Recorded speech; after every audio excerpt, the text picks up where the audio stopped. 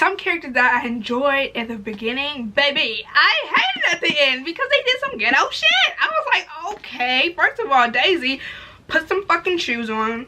Little crackhead, okay? Put some fucking shoes on. Hey, what's up, you guys? Welcome back to the channel. I hope you guys are having a great and amazing day. In today's video, I'm coming to you guys with basically my December wrap-up, okay? So, this month, I only managed to read like 6 books. 6 books. Yeah. Because I think the first book that I started December 6th. So, yeah, your girl, it just, you know, it was a slow month. You know, I had a lot going on, finishing up school, so it was a lot going on, let me just say that much. But yeah, so let's just go ahead and jump right into the books I read this month. So the first book that I ended up reading is by Miss Toni Morrison, Recitative. So I ended up reading for my first book, Recitative by Toni Morrison. I ended up reading this for class, obviously. I mean not obviously, some people might just go ahead and, you know, read it just to read it and enjoy, but I do figure like it's like one of the big things to read when you're in college or something like that. But yeah, that's just my first book. I really don't have any ratings to say about that because again, that was for school, and that's sadly to say my first book that I read this month is a school book because I don't know, I just wasn't feeling picking up any books. You know what I mean? But yeah, that's pretty much it, the first book I have for you guys. And I've also realized that I only have one physical copy book that I read this month. All my other books are something I read on my Kindle. Well, this book I didn't read on my Kindle. It was just an e-book my teacher linked for me to read, so that's how I read it. But all these books except for one is a physical copy book. No, all these books except for one are ebooks. Excuse me. So again, the next book that I have for you guys, I have a picture somewhere up here. It's going to be Twisted Obsession by Ketta Kendrick. I actually just talked about this book in my as you can tell, I'm wearing the same exact thing in that video I just recorded, which is my top books of 2022. And I told you guys about the Twisted Mind series, how that book, the first book I talked about, was one of the books in my favorite books of 2022. This is the 4th book that is about the side characters that you get introduced to in the 3rd book of that series. So I don't want to give off too much because again, you really gotta just read it. You have to read it to kind of know who these people are. I will read you guys a synopsis though if you would like, but pretty much it didn't take me long to read this actually. I realized I read it December 10th and I finished it December 13th. That's, yeah, because it didn't take me, first of all, no time to read Toni Morrison's book. It took me the same day. December 6th I started, and December 6th I finished it. And then why did it take me a couple of days just to hop into another book? I don't know. I don't know. Twisted Obsessions, let me go ahead and read you guys the synopsis. Alright, as far as the synopsis goes, it reads, Ansel. My cousin Aaron helped to rescue a damsel in distress from her cartel family, and of all people he left her under my protection. Regina didn't know it, but I claimed every part of her the day I set eyes on her. When a faction showed up and made the fatal mistake of touching her, they had no idea they were unleashing a monster willing to destroy hell and set fire to the high waters to protect her. Now, Regina's point of view says, how could I not fall for a man who was the walking definition of sexy and was willing to risk his life to protect mine? I'd agreed to be his submissive in a lifestyle I didn't understand and ended up uncovering a few of my own hidden desires. Our relationship defied logic, but I believed that Ansel would bring the fires of hell down on anyone that attempted to touch me. So yeah, that's pretty much it. It's kind of like a sort of submissive, dominant, BDSM type stuff like that. Now I'm dropping my phone. Yeah, but that's pretty much what the book's about. So I ended up giving it, what, 5 stars? Yeah, no, 4 stars. I gave it 4 stars because it didn't make my 5-star list. Not because of anything in particular, it's just I don't know, I gave it 4 stars. It was interesting, it was good, I enjoyed the characters. I love a good book that like refers to the main characters of the series. So they kind of talked a little bit about Aaron and Megan a little bit, which I love, like seeing how they're still, you know, together and all that. I really love that. But yeah, I gave it 4 stars. So that's again the 2nd book that I finished this month, or last month, because I'm recording this January 1st. Happy New Year's, by the way. Alright. Also, I need to mention something. Just as I saw this book, I need to say something, because I believe I said something in that vlog where I said 3 books that I had started reading in that vlog were going to make it into my December wrap up. That was At Your Age, Eve Brown, The Silent Patient, and a fanfic on Wattpad I was reading about Joel Miller, one of my favorite characters. Came in number 2 as my top 22 characters for 2022 in that video. If you guys checked it out, make sure you check it out. I told you guys those 3 books are going to make it to my December wrap up. Now, let me say this. Out of those 3, only 1 made it. I did not finish The Silent Patient, nor did I finish At Your Age, Eve Brown. I'm so sorry. I just kept picking up other things to read. I don't know why I didn't finish them. I do plan on finishing them. They just didn't make it to December wrap up. So I'm just giving you guys a heads up, because this book that I did finish in December, As the World Falls, Joel Miller. This is a Wattpad fanfic. Again, it's written by anonymous_writer002. Started this December 14th, finished this December 19th. Again, I gave it 5 stars because, I mean, first of all, I already love the story of The Last of Us, so it's just pretty much that, but added a character in and a love interest for Joel, and it's an age gap too, which is pretty like, I wouldn't necessarily say I go towards the whole age gap romances, but I wasn't complaining about it in this sense, because Joel needed somebody to love, okay? He needed some love, he needed some affection, he needed some attention. So it was really cute how she did it, how she didn't make it like forced or like happening too quick. Like, it all kind of gradually happened. She did a really good job in writing it. I enjoyed the story. I enjoyed Joel. I enjoyed Ellie, and the new character she added as his romance is Ruth. So yeah, that's pretty much, again, the 3rd book that I ended up finishing this month, As the World Falls, by anonymous_writer002. You can find this on Wattpad. Chef kiss, top tier. And what I realized is that she technically rewritten it, so the first part of the book is like the first game, and then the second part is like the second game. I don't want to talk about the second game, but she said she was going to change up the second game like plot for the book. So she currently is still writing on the book, so I technically put this in my journal as far as like the first actual game part of the book, if that makes sense. So she has it all as one book, but she's still currently writing the second half of the book, which is about the second game, if that makes sense. So yeah, so I just basically put in here the first part of the book, but I finished that. So yeah. All right, now the 4th book that I have for you guys that I finished this month is going to be The Confidence of a Wildflower. I put this here. I put the picture somewhere here. I put all the pictures of all the books I'm talking about here. This is by Michaela Smeltzers. I hope I pronounced her name right. I read this on Kindle Unlimited. I got into this after I finished the Joel fanfic, because again, I wanted to read some age gap at that point. I was like, okay, let me read some more age gap, and I heard that this was an age gap, and I heard that it was good, so I checked it out, and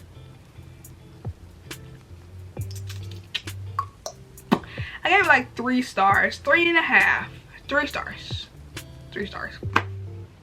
I actually told you guys how Caleb made my list as favorite 2022 characters. He made my list. If I made a video, I didn't make a video, but if I had made a video of the characters I disliked in 2022, Salem would have made that list. Didn't like her. She was fucking annoying. She never held herself. Oh, sorry, I made that noise too. I just pushed my drawer in. But anyway, she never held herself accountable for shit. She always made some type of excuse for why she was cheating on Caleb. And it was just like, girl, like, I hated how she would like make an excuse. Like, she knew what she was doing wrong, but she tried to play it off as by saying, oh, I'm not perfect, blase blase. And it just really irritated me, because it's like, somebody who's not a cheater doesn't make them a perfect person, and we all know that. It's just like your way of trying to get out of holding yourself accountable. Like, you're trying to persuade us as the reader that you're holding yourself accountable, but you're really not doing it, because you keep, like, you know, finessing your way out of holding yourself accountable in a way. And I ain't like that. I ain't really fucked with that. Yeah. So I gave it 3 stars. I ended up starting the 2nd book too, but baby, I DNF'd it. That made it to my DNF list. if you watch that video as well. Didn't finish it after I found out she ended up still marrying Caleb. And then I don't know why Caleb married her ass. The ghetto, honestly, truly. Didn't feel like reading it. And like I said in that video, I love a girl that holds a grudge a little bit. Like, I don't mind a whole book of reading somebody who done, let's say a girl's dating a guy, he did her wrong. If there's a whole book out there where she's just being petty and just like having him grovel to her knees the whole entire book to earn her forgiveness, please tell me that book down below, because I need to read it, because I love a good petty queen. I really do. I do. Especially when somebody do you dirty. Don't be just letting them say sorry and like, okay, let's make out. Like, no. Hold the grudge on a little bit, like at least good 50% of the book, and then, you know, try to rebuild whatever y'all trying to rebuild. But her, she didn't let him grovel enough for my liking, so I had to DNF it. But yeah, that's pretty much, again, fourth book that I finished this month, The Confidence of a Wildflower. Alrighty, now the fifth book that I ended up finishing, that I actually have the physical book to hold, is Daisy Jones and the Six by Taylor Jenkins Reid. Alright, so let's talk about this book. Let's talk. Because honestly, I was contemplating on making a whole entire video of me just giving a whole summary of this book. If you guys want it, please, you know, comment that down below. But this is actually my first ever Taylor Jenkins Reid's book. Yeah, it's my first book of hers. And I was very skeptical of reading her books just because of things I've heard as far as like how she writes characters. Guess you could say people of color characters, if you will. And I was just like, interesting. You know, so I was very hesitant, but I told you guys I got this in my book of the month box. It was only like $5.99, so I got it for a steal considering the paperback is like $10. This is hardback. It was a steal. I'm gonna be honest with you guys. Did I enjoy this book? I did. Did I enjoy the format of her writing? I did. I liked the whole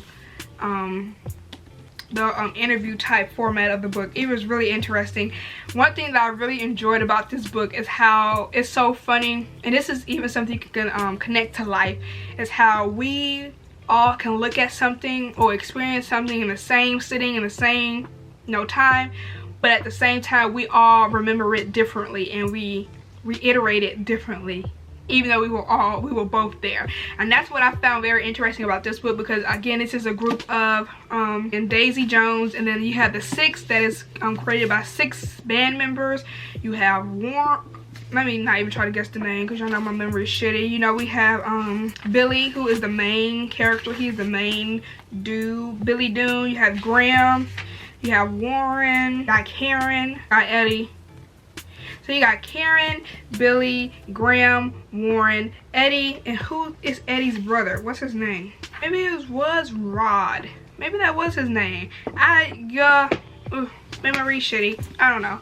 Anyways, again, so you're following all those characters, and they're all just talking about their experience with the band, making music at that time, you know, with drugs, sex, all that shit was popping off. Girl, it was a lot stuff going on, and I've learned last year that when it comes to rating books that I should just wait, give it time, let it marinate, and then rate it. Because I definitely think as I finished this book, it was a pretty good high rating. But then as I looked and I waited and I digested it, the rating kind of went a little down. One thing, like, I'm still trying to figure out as to, like, when it comes to rating books, like, should you rate a book bad if you hate the character, if that is the author's point of making you not like the character, if that makes sense. Like, I feel like if the author's trying to make you like the character but you just hate the character because of whatever your personal, you know, situation is, should you then rate it bad? But what if, like, sometimes I get confused as to books as to, like, are the authors trying to make these characters shitty? Like, was that your intent? Because if your intent was to make them shitty, and we as the reader acknowledge that they're shitty, then should you hate the book then? Because I mean, that was their intent. You know, I'm trying to understand the intent. Because baby, like, some characters that I enjoyed at the beginning, baby, I hated at the end because they did some ghetto shit. I was like, okay, first of all, Daisy, put some fucking shoes on. You little crackhead, okay? Put some fucking shoes on. Ain't nobody, I don't know how anybody can find somebody attractive with some dirty ass feet, because that bitch never wore shoes. She wanted to be from the gutter so damn bad. She wanted to be like, she struggled all her life so damn bad. She really did. And it was like, sister, you grew up with a whole rich parents. Yes, they were abusive. Yes, neglectful. I'm not saying that you should be like, you know, like their parents of the year. No, but it's just the way she was kind of trying to make it seem like she really started from the bottom. It's like, as to how she described herself getting into clubs, like, oh, I just, how other people, let me say, described how she got into clubs, because she was like this so radiant personality. She was just so cool. And it's just like, you were like 14. Were you not 14 or something years old? Yeah, like, you was a young girl. And I'm not saying you didn't have this cool persona or whatever the case may be, but at the same time, it's like, I think these people also know you come from some rich family. So of course they're gonna let you in a fucking club. Like, I mean, come on, I'm just saying. Just saying. Like, she really wanted to be, like, she had struggle. I don't know. It is just like, okay. Okay, struggle queen. You had a struggle. Sure. Okay. Whatever. And then, like, I love me some Graham. I love me some Karen. I really wanted that to work. I really wanted that to happen. Karen had me fucked up at the end. I'm not, let me say this. Hold on. Okay. I'm not saying as far as what Karen did, the baby was wrong. If she, this is why I have a problem with Karen. If you knew you didn't want to have a, hear me out. Okay, hear me out.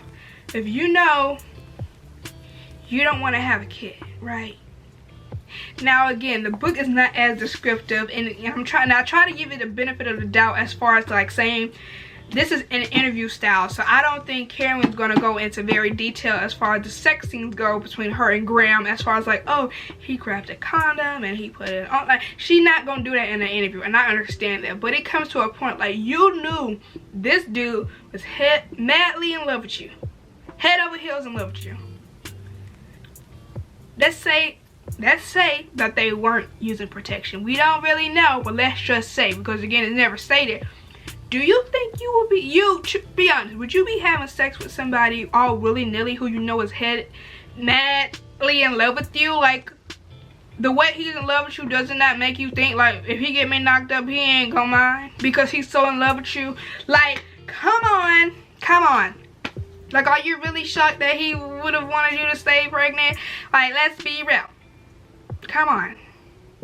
Was there never a time that he didn't, oh, it wasn't stated in the book that he was like really in love with you, and like, you know, like, when was that time? Tell me, so I can know, so I can understand, because it seemed like to me he was always in love with you, and you knew that.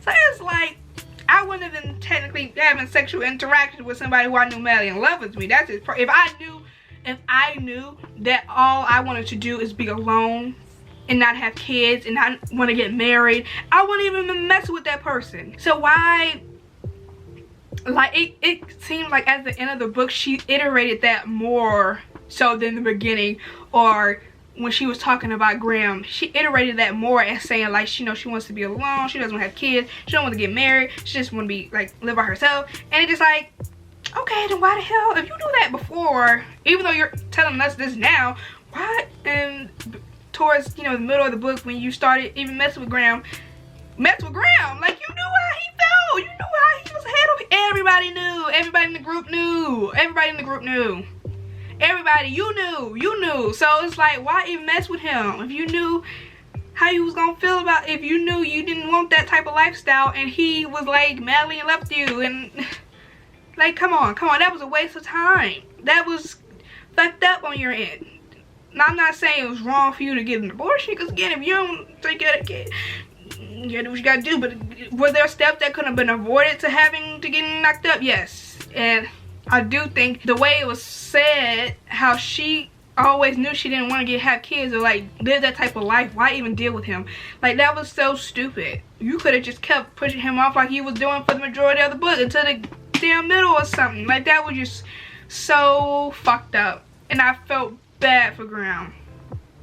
And it was this whole trying to have this whole women empowerment type thing in this book, but yet a good majority of the women were fucking annoying, and a lot of things that they did, that it was so hard to do this whole women empowerment thing, because it's like, what are you doing? Like, sometimes I feel like this is the second book where I feel like and this is just my personal opinion, where I feel like women empowerment was used to deflect from the issue. You was trying to have this whole woman empowerment moment when it's really them who's doing some shitty stuff, and trying to, you know, deflect from that, trying to get people to not focus on that by saying, oh, women empowerment, we gotta stick together. And just like, but you're doing some shitty stuff. You're doing some messed up stuff. That's got nothing to do with what you're, that it doesn't need to be stated. That I don't know, it's like some, it was grimy. It was just not right. I don't know. It's the same thing with Daisy. It was the same thing with Camilla, or Camille. Was it Camille or Camilla? I don't know. Camilla, she, like, in the very beginning, she gives off this whole, like, you're not gonna run over me, when she ends up breaking up with Billy at the very beginning of the book. You know, they date, and then something happens where she's like, are you not coming back, or something like that. He's like, no. She's like, we're broken up, we're over. You know, she showed herself, you know, being confident in herself, and not letting no man just be like, have her wait at the house, whatever came. I forgot what the situation happened. But then it was something that, whereas, so like when she was pregnant with her first child, and she was like, again, I'm gonna put somewhere that this is spoilers, sorry. But then it was something where, like, she was pregnant and she ended up catching Billy getting some head and stuff like that. And he's all doped up, drugged up. Her water's broke, she's giving birth. And something goes down where she's like, she gives him an ultimatum. And the ultimatum to me sounded like the most dumbest shit ever. And it sounds hella grimy. Because let me tell you, this is my theory, right? An ultimatum, usually there's an option in an ultimatum that's bad. And then there's another option in that ultimatum that's good. So what I think about it is like let's say you're not doing good in school. Your parents gonna be like, you better get your grades up, or guess what? I'm taking your phone from you. Something like along those lines, right? So obviously, if you don't do the good thing, which is raise your grades up, what's the bad thing gonna happen? Take your phone away. So the way she had threw it at Billy as like, either go to rehab or come see your baby, come up here and see your baby, it was kind of like, which one do you think was the bad thing? Like, did you think him going to see your baby was a bad thing? Or going to rehab was a bad thing? Like, what was that ultimatum? What was that situation? It didn't make sense to me why she said it like that. Like, it would have made more sense. She was like, either you go to rehab and stop taking drugs, or whatever the case may be, or we're leaving you. You're not. Ow, I hit myself in the fucking eye. Ugh. Ow, I hit myself in the eye. Which one was the bad thing in that scenario? I don't know. Cause when she said you gonna either go to rehab or you come up here and see this baby, I was like, huh? What kind of shit is, what kind of ultimatum is that? Like, that seemed like you should want him to go to rehab before he come and see your baby, because you know that he on some drugs. Like, you know he up here sniffing up shit. Like, why would you want him to even come up here when you know he in that condition? That's so stupid to me. I don't know. And she just seemed like a big old pushover to know that at the very end that your husband loves another woman, and you kind of put the blame all on Daisy instead of looking at your husband.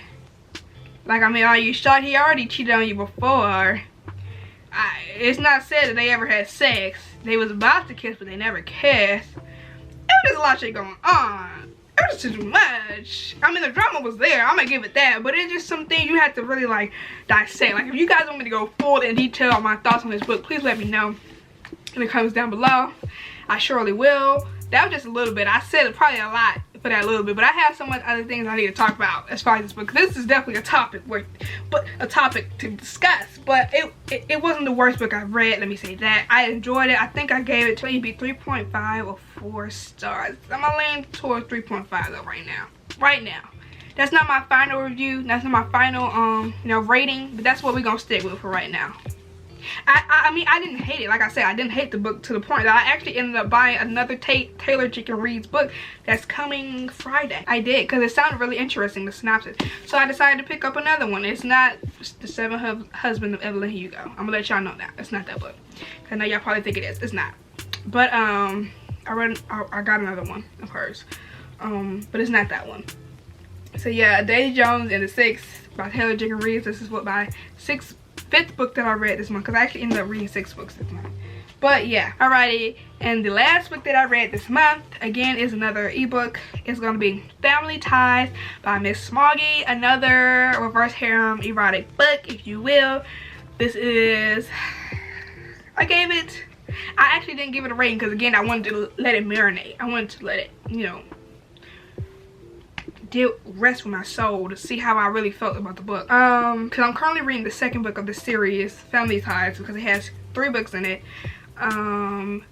Let me go ahead and read y'all the synopsis, because girl, I'm not good at explaining the book, and y'all know this. And plus, because this book has a lot going on, it's definitely, I would say, a paranormal romance at that, because you have like werewolves, witches, and vampires in this book. So it is pretty up there. It's the first book of the reverse harem Marvelous 3 saga Nola Witches. So the synopsis reads, the kind-hearted and high-spirited Kiara LaFleur is a hard-working advanced nurse specialist. She studies rare diseases when she's not putting in extra hours working in the ER. And once-in-a-lifetime opportunity presents itself when she's offered a full-time tuition scholarship to Excalibur University. The accelerated MD program allows her to practice her studies on a willing patient with the same illnesses she's been researching. Evangeline Blackbourne, the beloved sister of the Blackbourne brothers. But who exactly are the Blackbournes? Kiara finds they're a little too invested in her, and she looks after the slowly dying Evangeline. I hate her name. I really don't like that name. Kiara starts to learn dark and life-changing secrets, not just about the family, but about her town and herself. Yeah, that is such a vague synopsis of what the fuck goes on in this book. It's so much shit. Like I said, witches, vampires, and werewolves, all in this book. It's definitely like a magical type book. I didn't give it a rating. Either gonna be 4.5 or 5 stars. I think I'm gonna give it 4.5. 4.5, 4.5. I'm gonna leave it 4.5. I'm gonna leave it at 4.5. I enjoyed it. I really did. It was really, really good. Very entertaining. I'm loving the book because, again, I'm reading the second book. And it's been a while since I've ever been able to just read a series back to back like that. Like, even with, I think the last series that I read that was, like, back to back might have been either the Tia Rain with Alpha Sigma or the Smoggy, the Sons of Elite series. Anything else, I've never been able to like just read the first book. Try asking, hey Siri, spell the word entrepreneur. Hey Siri, what does happenstance mean? Or, hey Siri, translate this is delicious into Chinese. I hate her. She literally did that in the other video. I'm recording this in the same sitting and she keeps talking. Nobody's talking to you. But anyways, yeah, that's pretty much the only series of books that I've read back to back to back. If it's like 4 books in the series, I read all 4 straight. 2 books, I read all 2. And this will be the next one because it's 3 books in the series and I'm on the second one, and I know I'm going to hop into the third one because that synopsis sounds hella really good. Hella really good, y'all, and I really am excited to go to the third one. So yeah, but yeah, y'all, that's pretty much all the books that I read this month, or last month, as this is January 1st. I hope you guys enjoyed. If you did, please make sure you give this video a big thumbs up, hit the subscribe button. Also make sure you turn on your notification bell so you're notified every time I upload a video. And with all that being said, I will see you guys in my next one. Bye.